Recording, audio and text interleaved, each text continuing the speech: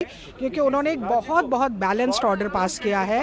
उन्होंने अभी सिर्फ एक इंटरमीडिएट ऑर्डर पास करा है, और जिससे कि जिस मेन चीज़ में हमें ऑब्जेक्शन थी, फीडर्स को ऑब्जेक्शन थी, पशु प्रेमियों को ऑब्जेक्शन थी, क्योंकि ऑब्जेक्शन इसलिए था कि इंफ्रास्ट्रक्चर जगह पे नहीं है, तो वो रिजल्ट होता कि आवारा कुत्ते उठाते और उनको पाउंड में डाल देते, ना देख रेख होता, वो मर जाते। एबीसी रूल्स ऑलरेडी हमारे संशोधन में है।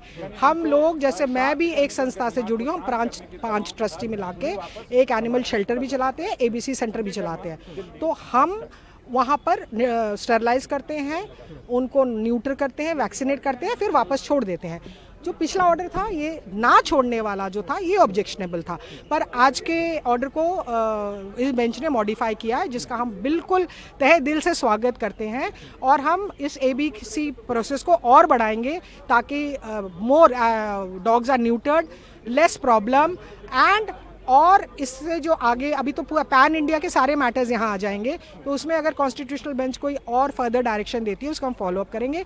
एक बहुत अच्छा उन्होंने जो डायरेक्शन दिया है कि फीडर्स को वहीं फीड करेंगे जो कि डेजिग्नेटेड एरिया, ये एनिमल वेलफेयर बोर्ड के ऑलरेडी रूल्स में है, पर इम्प्लीमेंट नहीं हो रहा था, तो अब ये करेंगे कि फीडिंग। मैंने अभी एमसीडी के डिप्टी डायरेक्टर भी यहाँ थे, उनको बोला है not only feeding points, you should set the timing also, ताकि जब मेजर ट्रैफिक हो, फीडिंग टाइम तब ना करें, जैसे स्कूल के बच्चे जब जा रहे हों या ऑफिस जा रहे हों, ऐसा एक टाइम करो जब रिलेटिवली उस जगह पे खाली हो, तो ये टाइम फिक्स हो जाएगा, डेजिग्नेटेड एरिया फिक्स हो जाएगा, तो कुत्ते भी बड़े इंटेलिजेंट होते हैं, उसी टाइम पे जाएंगे, उसी वहाँ के करेंगे, खाया पिया पेट भर गया, जाके सो जाते हैं। सी, तो आवर मोटो इज जियो और जीने दो, आवर मोटो इज जियो और जीने दो, और इसका हम बिल्कुल स्वागत करते हैं इस ऑर्डर का। मैम, एक थोड़ा सा इसमें ना एक गैप है कि पहले स्टरलाइजेशन और वैक्सीनेशन होगा या उनको छोड़ दिया जाएगा डेजिग्नेटेड पॉइंट्स पर? नहीं, इसमें देखो एबीसी रूल्स क्या कहती है, एबीसी रूल्स कहती है कि आप अनन्यूटर्ड डॉग्स को जगह से उठाओगे, ये एमसीडी रूल्स के अंडर भी है, उनको स्टेरलाइज करोगे, उनको वैक्सीनेट करोगे और फिर वहीं छोड़ोगे जहाँ से आपने उठाया। तो पहले तो उठेंगे, स्टरलाइज होंगे, अनन्यूटर्ड, जो स्टरलाइज्ड है वो नहीं, जो अनन्यूटर्ड डॉग्स हैं उनको न्यूटर करोगे, स्टरलाइज करोगे, उनको वैक्सीनेट करोगे, फिर उसी जगह पे छोड़ोगे। क्योंकि दिल्ली में भी अगर देखा जाए तो 91,000 के करीब रेबीज के मामले, कुत्तों के काटने के मामले आए थे, जिसमें बहुत सारे खतरनाक हो सकते हैं, कुत्तों की बड़ी संख्या है, तो कितनी जल्दी और कैसे वैक्सीनेशन हो पाएगा? नहीं, ये डायरेक्शन भी आज पास किया है कि जो खतरनाक है और जो रिपीटेटिव बाइट्स है, या उनको एक उठा के उनको एक आइसोलेटेड जगह में, जैसे हमारा शेल्टर है या एबीसी सेंटर्स है, वहाँ रखना पड़ेगा,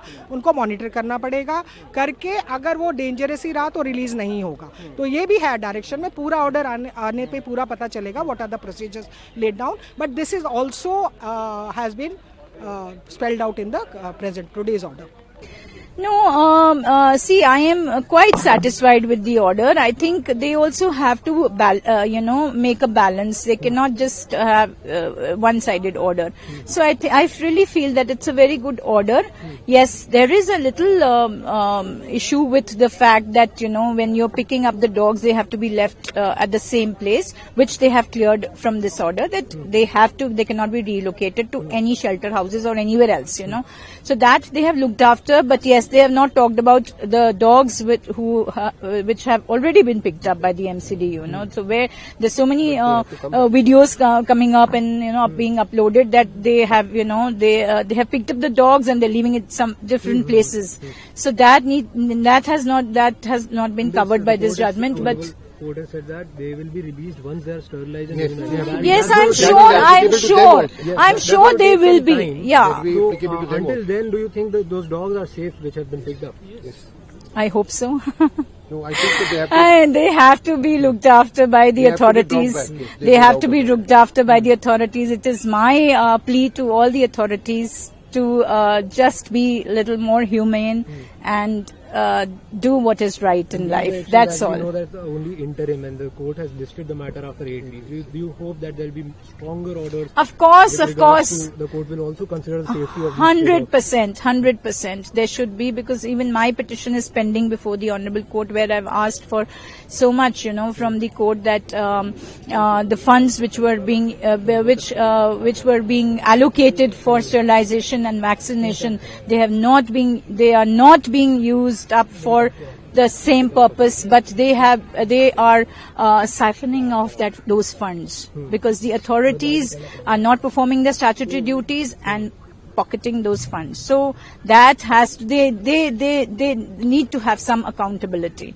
So I'm sure there'll be better orders in this, in the future. Yeah. Ma'am,